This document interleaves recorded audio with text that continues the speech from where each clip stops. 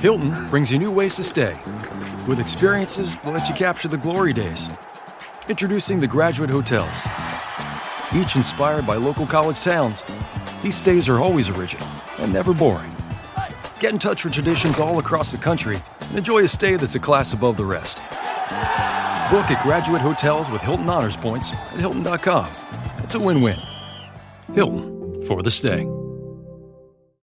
I'm very happy to catch up with the one and only Lesley Stahl, one of our great journalists. You know Lesley from 60 Minutes, where she's been for over 30 years, White House correspondent. Lesley paid her dues from the time she started out on Face the Nation, was a moderator, all the world leaders. When we talk about people having great careers, I'm telling you, Lesley Stahl comes to mind because no one has it all, as we know. But Lesley, a fabulous career that's fascinating, a life that's beside her career, a daughter, a husband. I don't know about the dog, but she really does do it all. How are you, Lesley? I haven't talked to you in ages. I'm really good. That was one amazing introduction. Wow, you went through my life. There's What? nothing left. There, you know what? Knowing you, there's always something exciting left when you think about it. And when you think about it, and I forgot to mention a couple of books thrown in there for good measure, too. It's like almost hard to believe, right? Because you look up and 60 Minutes, over 30 years, the whole kit and caboodle. Well, you do. You look up and you say, wow, did I live all of that? You're absolutely right. And it's a lot. 30 years at 60 Minutes, about roughly 20 stories a year. Mm. You know, someone asked me the other day my favorite story. Ridiculous. At 500, I can't even think of my top 10, you know, so it's a lot. It's a lot. Listen, Lesley, I finish an interview. I'll come out of a studio and someone will say, who was that? And I'll go, oh, I barely once a week finish with them. It's like it's over. But it is really incredible when you think about history and what a part really you played in it. I mean, I remember you covering Watergate forever. Right. The value in that, I think, is that I can look back and say, these are not necessarily the worst of times. Because you and I, we're not going to tell how old we are, but you and I remember the 60s when there were riots in the inner cities and kids who were marching against the Vietnam War were being shot on college campuses. The animosity toward Nixon was similar to the animosity to Trump by half the country. Just half it was the same. So right. You get a little perspective when you start to look back on all the things that we have seen, and it makes you a little more hopeful because if we can come out of past upheavals, you get to think, well, you know, we'll get our way through this moment in our lives. I know there's your op-ed piece for one of the major newspapers, because I do find there's like a collective cloud over so many people trying to be hopeful and trying to see light. But it's been a long almost 2 years with what's gone on in the world with the virus and the whole thing. I'm curious, though. I know how competitive the whole news world is, and even shows like 60 Minutes in terms of getting the good story. Do you pick the story, or do the producers pick the story and say, this is yours? At 60 Minutes, we pick our own stories, but the boss has to approve it. And if it's the biggest story of the day or the week, everybody wants to do it. So while we have, proposed stories, the producers do have a lot of power in who does what, and in fact, what gets on the air. You know, it's friendly competition. It's not cutthroat. Even when Mike Wallace was there, because he had that reputation. He would have stopped He, anybody.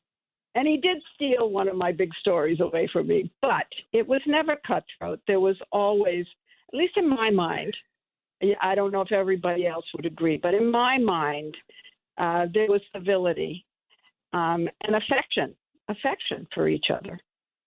but Really. also, everyone likes you. I've talked to people who have written books about 60 Minutes, and a lot of people are like, oh, am I glad I don't work with them? But it was never you. You were always, I want to be Lesley Stahl. I love Lesley Stahl, because you sort of keep the peace and Well, keep them all going. I don't think that's true that everybody likes Lesley Stahl by a mile. But I will tell you that when I went to 60 Minutes, my girlfriend Diane Sawyer, who had been there, gave me wonderful advice. She said, don't get into the politics of the place. Just stay away from it. Stay away from the gossip. Stay away from any internal junk that was going on. Put your head down. Do your stories. And, the stories by themselves are so interesting. You've chosen them yourself. You care about them. You're going to meet the most fascinating people in the world. I'm not talking about heads of state at all.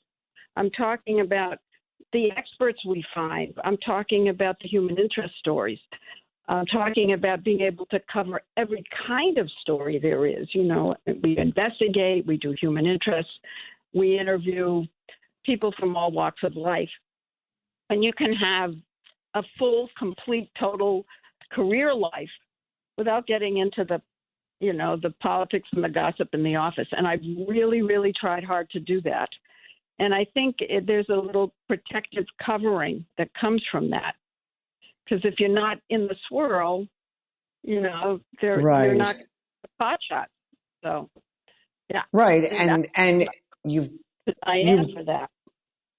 You've got to have strong insides too, because even when a Mike Wallace allegedly giving you a story and then decides too good, he's going to keep it himself, you sort of learn to step over it and go on to what's important if you can. That's true. But I will say about Mike, he's sui generis. There's nobody who ever lived who was like Mike Wallace. And you'd get angry at him. And then he had the most incredible way of worming himself into your heart. He was so fun. He had redeeming qualities. And you were always forgiving him. And that was true of everybody in the office. He stole stories from everybody. And you'd get furious for a minute, and then he'd give you an impish smile and kind of say, look, it's a game. Come on, lighten up, kiddo. And you do have to have a sense of humor, really. You do have to be able to laugh at yourself and at the situation. And I say that now, I'm looking back, I'm older, I can really laugh at the situation now. It wasn't always easy. No. The only benefit of growing older, the only benefit, you get a little perspective. Yeah, no, a couple of other benefits too.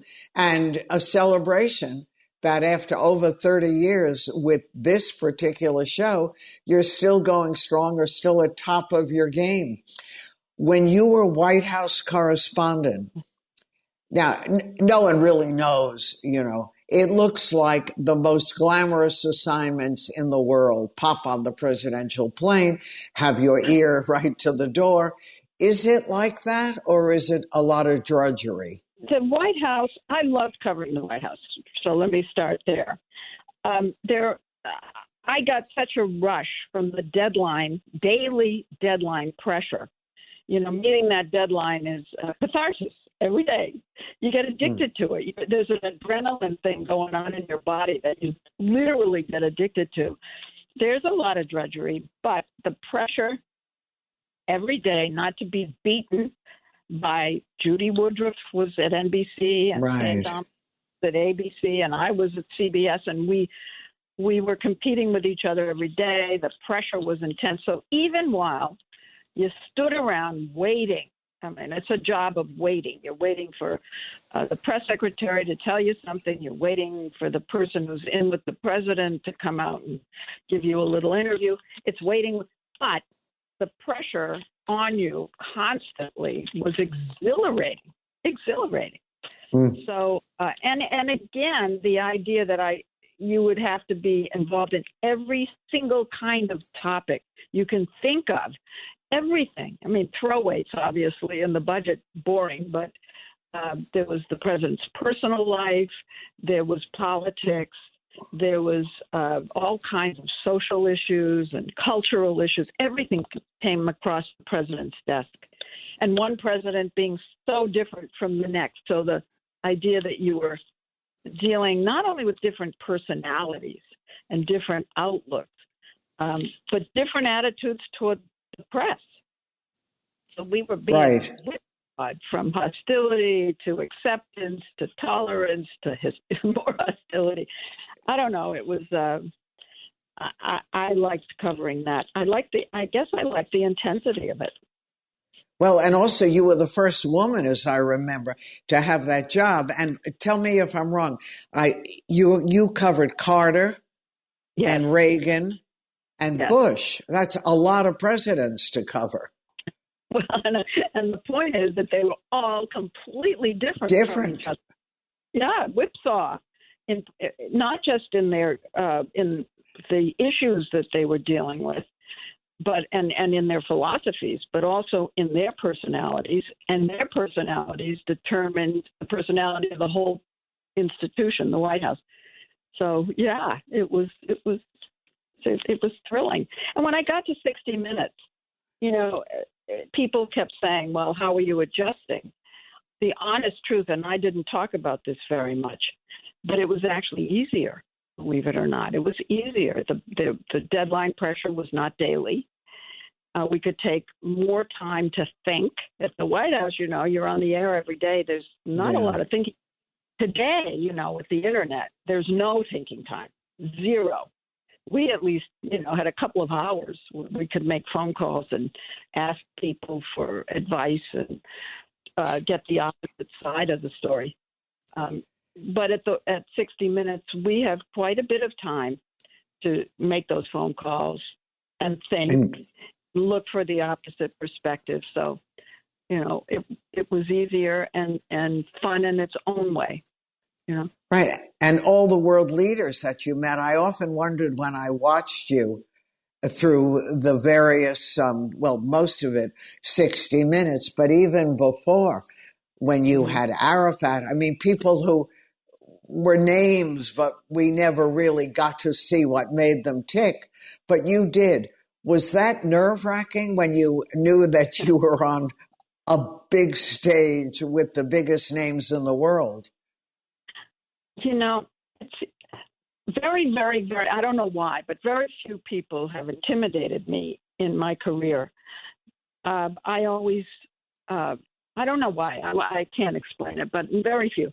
There was one, however, and it was an interview I did online. So we weren't in the same room. He was across the world somewhere. And it was a general, an American general, Norman Schwarzkopf. And somehow, he was a famous general. Exactly. But he intimidated me from the other side of the world. I don't know what I would have done if we'd been in the same room together. So otherwise, I don't know. There's a little bit of control that a head of state or a secretary of state turns over to an interviewer. And it's kind of equalizing. That's really interesting. Yeah, they're answering your questions. And I cannot explain why Schwarzkopf had me so back on my heels, but he did. All those medals were intimidating. Yeah, they blinded me. I don't know. I can't explain why I wasn't intimidated by, I'll tell you one other one who did intimidate me, and this was in person. It was Margaret Thatcher. You're kidding. Why? No, she was so intelligent.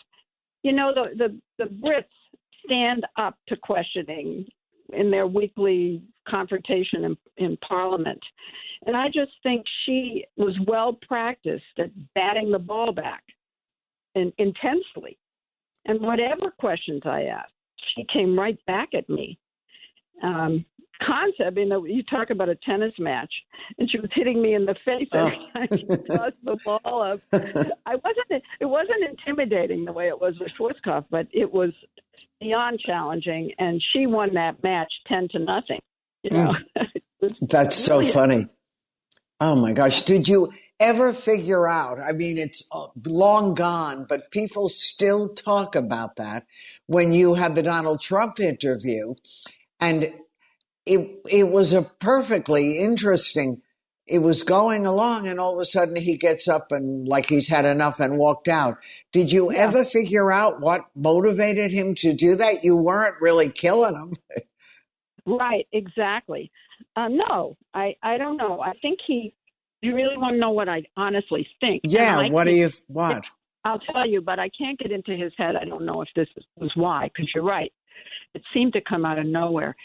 But I think at some point he realized that he was not coming off well, because when he wasn't telling the truth, I was challenging, as many other interviewers did with him, but it was intensely challenging on my part. He'd say something. He had said it before, so we knew that he might say it again, and I was briefed and ready. So I was always challenging him on what he was saying, and I think by the point that he got up, he just said to himself, I'm not winning this. Right, enough. But he didn't stomp off. I know it may have looked that way. He didn't stomp off. He just said, okay, I think you have enough, and got up, and it was a friendly departure. He said, I'll see you later. We had a date to do a walk together, outside. And he got back to the Oval Office and decided, no, I'm not doing the walk. He decided that he was angry. But none of that was in the room at the time. So, it's all. That was that. That was that. I'm curious now that the world has changed a little bit. Maybe we're more normal. I'm still afraid to believe it. But have your stories changed in terms of what you want to do, what you're looking for, what you think people care about? Not really. What happens, each one of us at 60 Minutes has a team of producers. And there are 4 producers on my team. And each one of them are responsible for coming up with story ideas. I am responsible for coming up with ideas, and we sit around. I try to have a mix each year so that all my stories aren't politics or all my stories aren't, environment. So I try to have a mix. That's always been true. And, of course, it's dependent on what the big stories of the day are. Global warming is a huge story right now. Yeah. I will do a couple of those, which I wouldn't have done a year before. Mm-hmm. But generally, I like to have a medical story. I like to interview one celebrity, not too many. They're hard. They're one of the hardest things in the world. Why do you think, Lesley, I'm talking to Lesley Stahl, by the way, 60 Minutes. Why do you think celebrities are so hard? Well, because they're used to their own press. There's an entertainment press. And it's not the same as what we do. So they're expecting to have much more control over the process than we allow. Mm-hmm. We're not allowed to tell them questions in advance. We're not allowed, meaning our standards say we can't do that. We want to see something that they haven't shown the world before that's personal. We want to go home with them. All these things that make it difficult because they push back. They're not used to that. I'm not going to do. Well, this is, you agreed to a 60 Minutes interview. This is part of the process. But it is. Yeah. And the interviews you're trying to get behind the mask, and they're trying to prevent you from that. And a lot of the other interviews we do are on an issue. The person who's agreed to talk wants to talk, has come on, but the subject they've agreed to talk about is the subject at hand. It's not their whole life. So profiles in general, profiles of anybody are very hard. I find that those are the hardest, to tell about someone's life. Imagine, you're pressing it into 13 minutes. Extremely hard, yeah. It's complicated. Is your life easier? Your daughter is grown, has her own family now. That pressure, and you travel so much for what you do. So there were a lot of complicated years, but you did it. But do you feel that it's a little easier, looser than it was during those years? Well, I'm going to be candid with you, Joan, because you're my girlfriend. My husband has Parkinson's disease. I know. How is Aaron? He's not doing great because he had COVID. And COVID. So did you. Yeah, but I recovered instantly. And when you have Parkinson's, and his doctor told me about this, it just plays havoc with that kind of neurological disorder.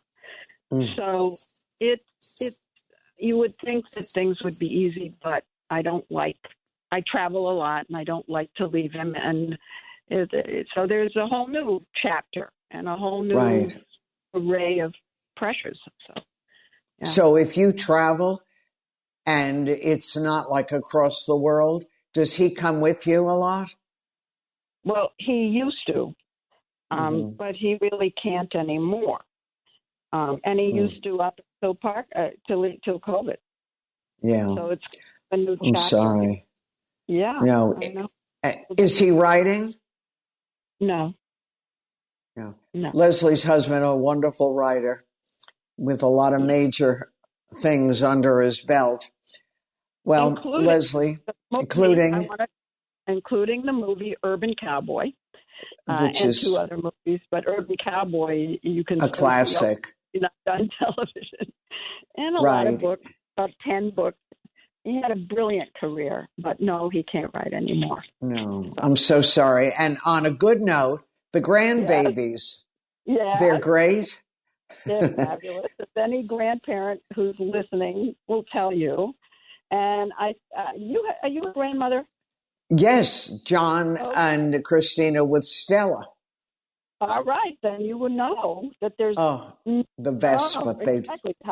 How can you describe that love? You can't even express it. So and they live too far, though. Mine are in L.A. I know yours are on the West Coast too. Yes, it's far. It's okay. Goodness for FaceTime. Thank goodness for airplanes. Right. And we talk a lot, and we look at each other a lot. I know. That's important. Lesley, thank you. I love catching up. We'll see you Sunday, every week. An amazing story. We're thinking of you and yours. I know. Love talking to you. Take care of yourself. Say hello to your husband, and we'll do this again.